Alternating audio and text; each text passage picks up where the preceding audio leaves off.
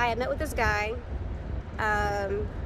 who said that he owned Airbnbs and that he was doing business in the apartment complex, and that they were allowing him to do Airbnbs over there. And I was like, okay, cool. You know, I just wanted it for a couple of months until I found something else. And so he was the one that had the keys and everything. But once everything came out. So do you love your parents? I would never want nothing bad to happen to them. You know,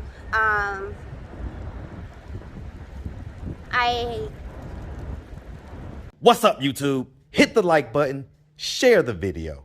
Now back to the content. When it dawned on me that this person was playing on that, what I wanted to get me over, like whenever that person wanted me to come over, I was like, okay, so what are we doing? I said I wanted a family. I said I wanted kids, so what are we doing? And then all of a sudden, like, it's like, oh, I don't want that anymore. Didn't you just tell me through text message that you wanted me to have your kids? Didn't you tell me that? Yeah, but I mean, well, I get that, but I mean, were y'all living together or anything like that? You were still homeless at the time, right? No. No? Where were you living? I actually had my own place. You had your own place? So what happened to that? What happened to that place? Okay, so it was more so a matter of mental health again. It kind of took on this spiral after my Nana had passed away. So when Nana passed away, it was traumatic for me. And so when it comes to mental health, unless you know exactly when to get help, it will spiral out of control. It's like you're digging yourself into a hole and you don't know how to get out of it. I get it. So paint us the picture of how that leads to you losing your apartment. Okay, so mind you, to be in a mental hospital is about round up to $2,000-$3,000 a day. I was in the hospital for almost 2 weeks. So that ran through almost all my money. On top of that, I also had a scum landlord as well. I had to pay him too. Then it got to the point to where one day I just woke up and I was like, something's not smelling right. Because my water was not on. I was paying him the water, I was paying him the electricity, I was paying the Wi-Fi, and the rent all on top of that. So we're talking about almost $2,700 to $3,000 a month. Why is my water off? So I ended up calling the front desk, and come find out they didn't know who I was talking about. And make a long story short, they didn't know who I was talking about. They never even met the person. This was an apartment? Who did you get the keys from? So basically, I had met with this guy who said that he owned Airbnbs and that he was doing business in the apartment complex, and that they were allowing him to do Airbnbs over there. And I was like, okay, cool. You know, I just wanted it for a couple of months until I found something else. And so he was the one that had the keys and everything. But once everything came out, it was actually his sister that lived in a whole nother state. That was her apartment. And I thought it was him that was on the lease. Okay. And so basically it was an inside job because somebody in that leasing office knew about everything going on. It was only one person that knew what was going on. Okay, I get it. All right, so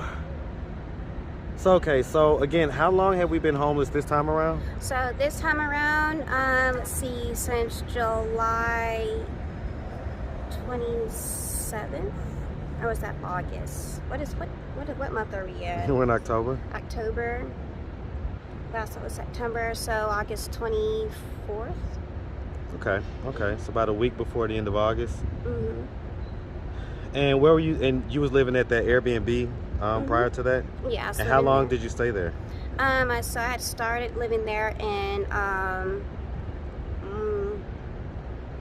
March, April, About May of last year. May? Mhm. So you was there for about 3 months? Mhm. Okay. And so that's pretty expensive. So what were you doing for income? I was working full time. Um, I was working full time, but when you have mental health, you need time for yourself. But with the economy, with everything raising up, rent raising, food raising, everything in general just raising all together, it's like you don't have that time for yourself. You don't have time to recuperate from the day and focus on yourself. And unfortunately, a lot of people, are just like me. We were able to pay all of our bills, but that's all that we're doing. It's a hamster wheel. Yeah, it's a constant hamster wheel, and you don't have time to focus on you. And the rate of suicide has gone up. Mental hospitals are filling up. No, I get it. So, okay, so, all right, so basically, we was dealing with this guy, and it wasn't really a relationship. It was just kind of, a sexual relationship that you guys had. Do you think that it would have been feasible to have a family with somebody that you haven't like lived with and all that type of stuff? No, not from where I come from, no. Okay. And the goal is to break a cycle. So, I mean, was you trying to live with him, or? Once I had enough, no. And so how long did y'all have that relationship for? For about almost 10 years. Was he the father of? No, I met him a year after. Okay. Yeah. Okay. So have you had any points where you haven't like had a roof over your head as far as shelter or anything? Like, have you had nights where you've had to sleep outside? A few years ago, yes. Back in 2015, definitely. Do your parents know that you're homeless? I doubt it, but I wouldn't be surprised if they did find out. Well, I mean, if they were to happen to come across this video on YouTube, what do you think their thoughts and their reactions are going to be? To be honest, due to how I see them, I actually wouldn't care. So, you've watched a couple of the videos on this channel. One of the things that we do is we give messages to people. Sometimes it's easier to do it when they're not in front of you. So, I mean, if you could give a message to either your mom, dad, or both, they're watching right now. Look them dead in the screen and tell them whatever you have to tell them. So pretty much it's, if you guys would have been better parents, I would not be in this situation. Yes, I'm a hard worker. Yes, I know exactly what I need. Back as a kid, I did not. I'm having to heal from the trauma that both of you guys put on me as an adult, and it's forever ongoing. So I'm doing what it takes to heal me. This is my time to focus on myself in ways of healing, spiritually, emotionally, physically, all of that. I also want to let everybody know, including them, is that what we need to shine way more light on is Black straight women here in Atlanta, or better yet, across the United States, period. We are at the bottom of the totem pole.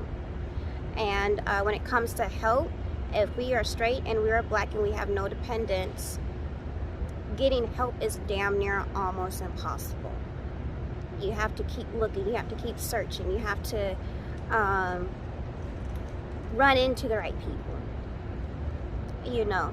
How does that make you feel?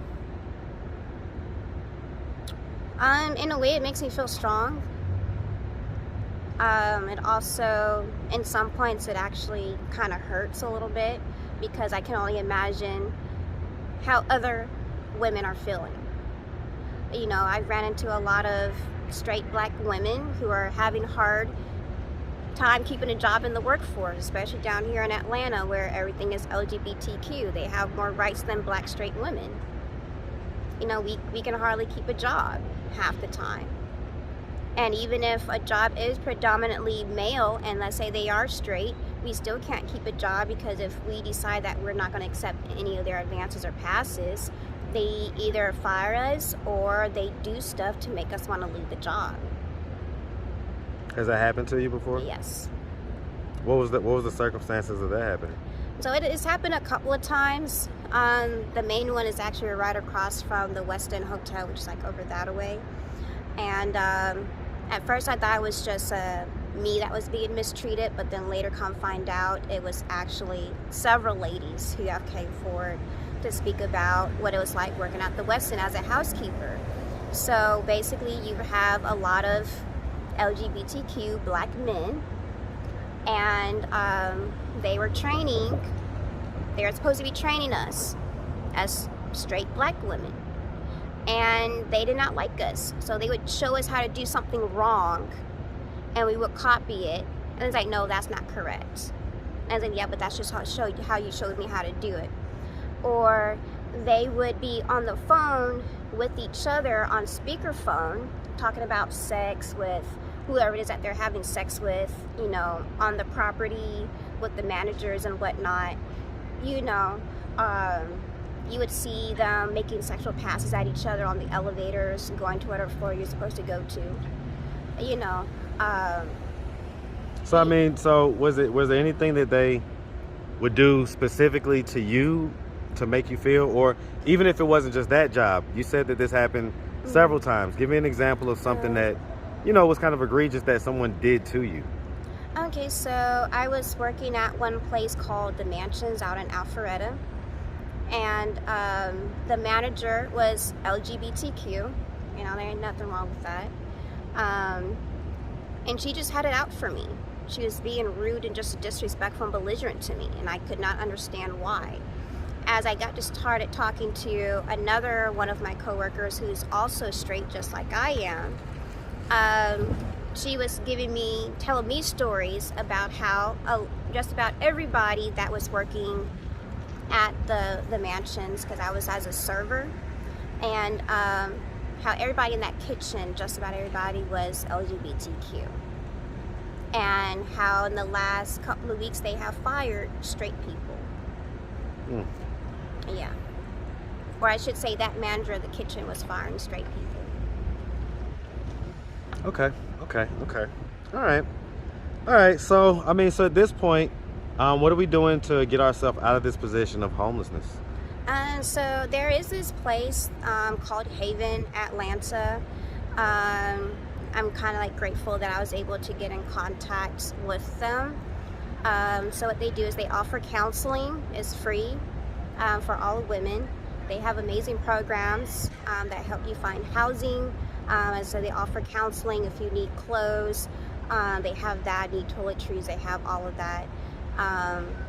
You know, they have resources to get you into a home. Like they provide a deposit and first month's rent. And, you know, their goal is to help women. This is mainly only for women. Okay. So I've been doing counseling, been working towards the healing process of being able to eventually deal with my mother, my parents in general. I also do martial arts as well, which is what I would love to teach to other women as well. And, you know, so that's kind of like the path that I'm on right now. It's just healing and building. So do you love your parents? I would never want nothing bad to happen to them. You know, I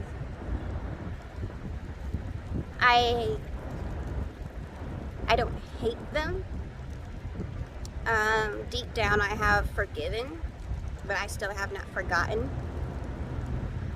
And for me to be able to come around them, I would have to heal at a certain level, and I'm just not there yet. Okay. All right, miss. Well, listen, if anybody out there wanted to reach out, help, or donate, do you have a way they could do that? Do you have social media, Cash App, anything like that? Yes, I do. Okay, what you got? So let me see. My phone's in my pocket. I never remember my Cash App because I'm used to just pulling it out. Have you ever considered ASMR? ASMR. Oh, that when you speak through through a microphone or you eat through it or something like that. Yeah, like you got the type of voice that just like different, just even just reading different things or just I'm not a huge ASMR guy, but my kids listen to it and I don't know. I think you've got a voice. Maybe you want to look into some ASMR. Oh well, if somebody can point me in that direction. Hey, we'll talk. We'll talk afterwards. Okay. So this is my Cash App. Can you see that? Yep. We got that. All right. We got that. Any social media, anything like that? Yes, I do. I do have Facebook, and this is my page. Hold on. There we go. Rachel Immortal. All right, we got you. And then I also have an Instagram as well. Instagram, where are you? Okay, Google. Is anyone going to listen to me today? Oh, there it is, right there in my face.